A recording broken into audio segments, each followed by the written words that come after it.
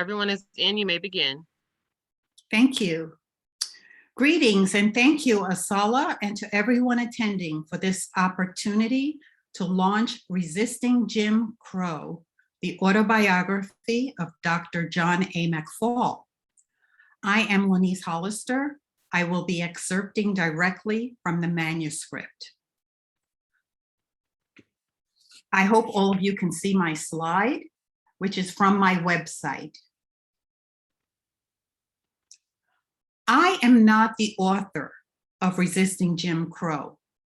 The book is composed of a manuscript that was written by Dr. John A. McFall, my grandfather's brother. Their parents had been emancipated. Dr. McFall was born in Charleston, South Carolina at the end of Reconstruction in 1878. He died weeks after the Brown versus Board of Education Supreme Court decision in 1954. He was a trustee for the Avery Institute. He was on the board and a teacher at the Hospital and Nurses Training School. He founded the Charleston Mutual Savings Bank and operated McFall's Pharmacy in the Morris Street Business District for 40 years. When I found Dr. McFall's manuscript, I had already written 2 case studies on this family using primary sources. As I read Dr. McFall's manuscript, family members whom I learned something about from official records walked out of the records. For example, John's formerly enslaved father was designated a porter on a death certificate, and I learned that he was employed by a wholesale pharmacist. Quote, one of father's duties was packaging crude drugs and labeling them. He had acquired a broad knowledge of their official names as well as their botanical names and families. He could instantly recognize any of them, and he could make them into tinctures and fluid extracts, for such was his daily work. Another certificate recorded the death of Ellen, John's sibling.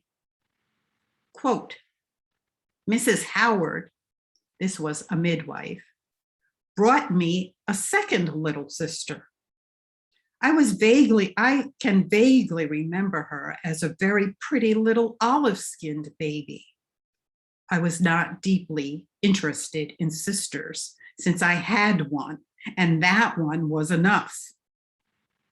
One day, mother was crying and father was sad and quiet. Then people came to attend the baby's funeral, for she was dead. Mother told me that she had gone to heaven. I had been told that those who went to heaven became stars that shined from the heavens on the clear nights, and we would watch the stars and wonder which was Ellen. Publishing this manuscript is not ancestor worship. I'm publishing it because I found it to be fascinating on at least 2 levels. First, it tells how an African-American navigated the color line in education, labor, business, medicine, and led civic agency in a Southern city, not only after Jim Crow was embedded into its institutions, but during the transition from Reconstruction to legalized segregation. Dr. McFall wrote firsthand accounts about labor, business, medicine, and civic agency because he engaged directly in all of these activities.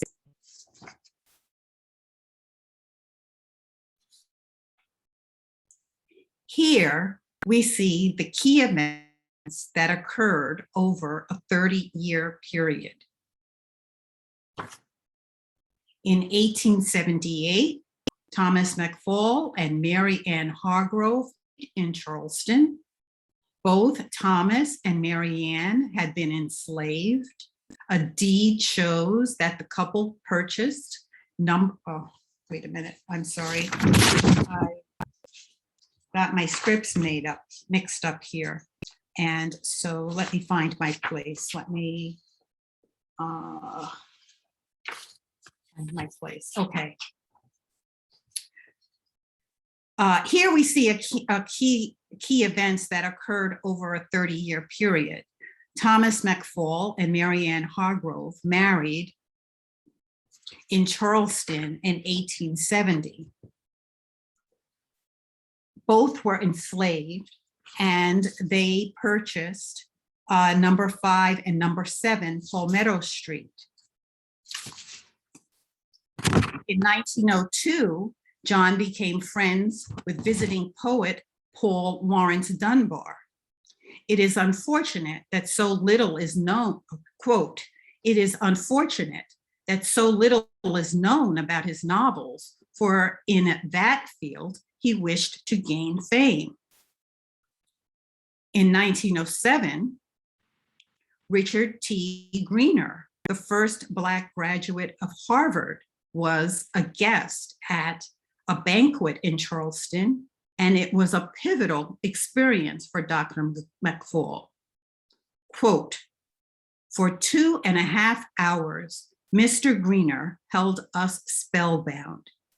He gave us an analysis of what was taking place in our lives and of the forces that were then planning to concentrate our existence into that of a colonial status." Quote, "I did not sleep much that night, for it seemed the noose of racial repression was even more tightly drawn about me than I had previously suspected."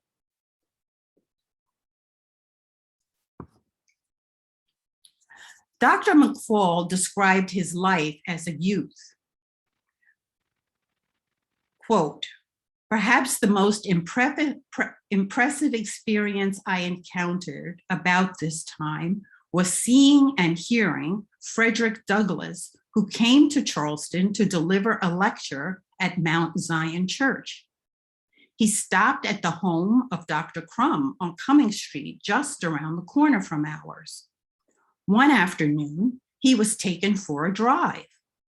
All along the drive, the sidewalks were lined with Negroes who had assembled to do him honor. He had a splendid figure, a man of medium stature, dark brown skin, his head covered with gray hair worn somewhat long, so that it gave his face a leonine expression as he rose from his seat in the carriage at frequent intervals to bow to the crowds." John described his academic studies and performance at the Philadelphia College of Pharmacy. He also tells how he had to physically defend himself from classmates because of his color.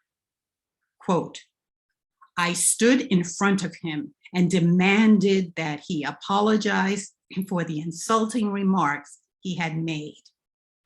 He answered by saying, 'Who is going to apologize to a damn nigger?' At which I landed a hook to his jaw, which sent him reeling to the bottom of the room." Dr. McFall was a scholar and a storyteller. He described situations that were dark, poignant, and complex, that sometimes made me sit at the edge of my seat, as well as laugh out loud. He wrote his manuscript at the request of his adult children.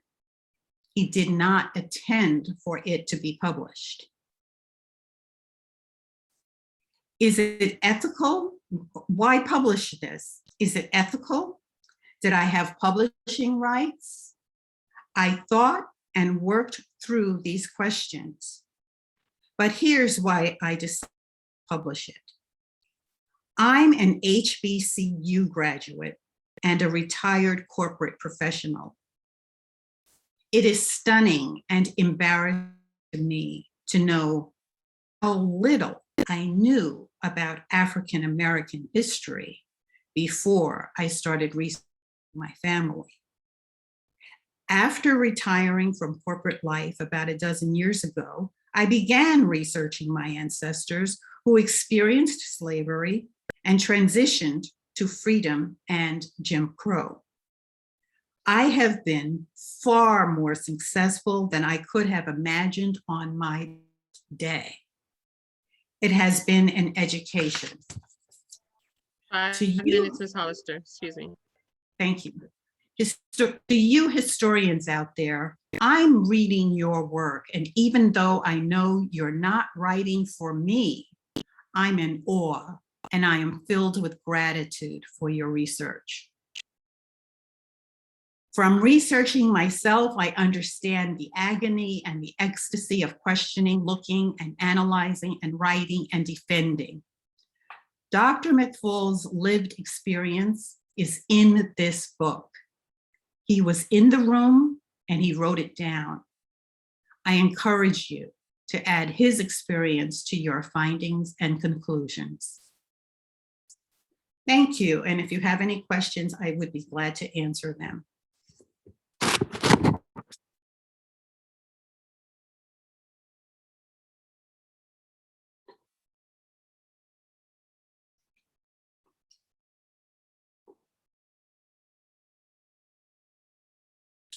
If there aren't any questions, I'd just like to point out one other thing that Dr. McFall mentioned in the book. If we think we're living in the time of a pandemic that intersects with violence, he said the following: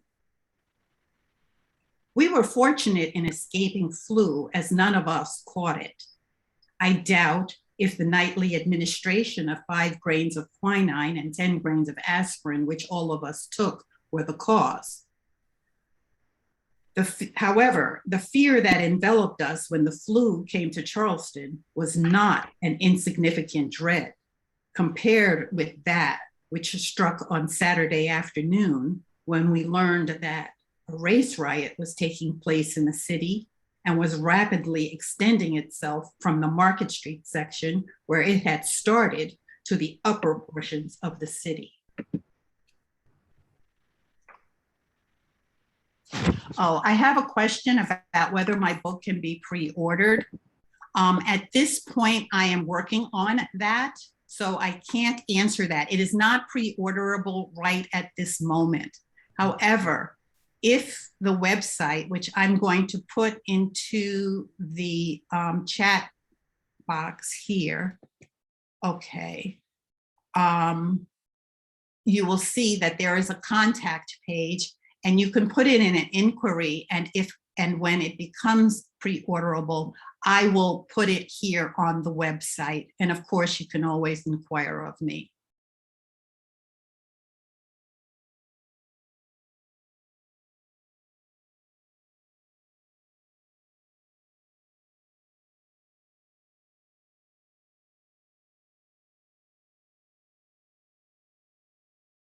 Well, again, thank all of you for your interest in my book.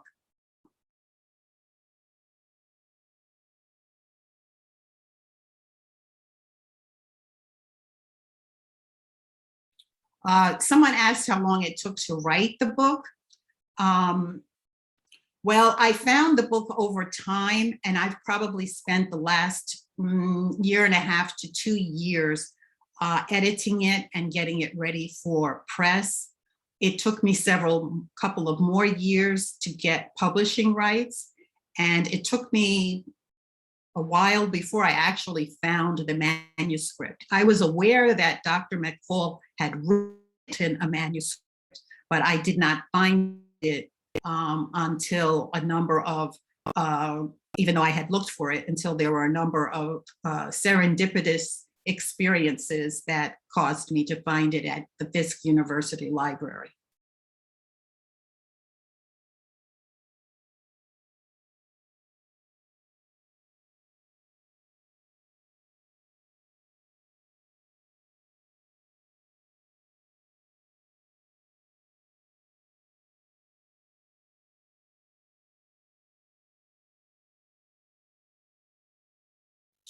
Thank you very much.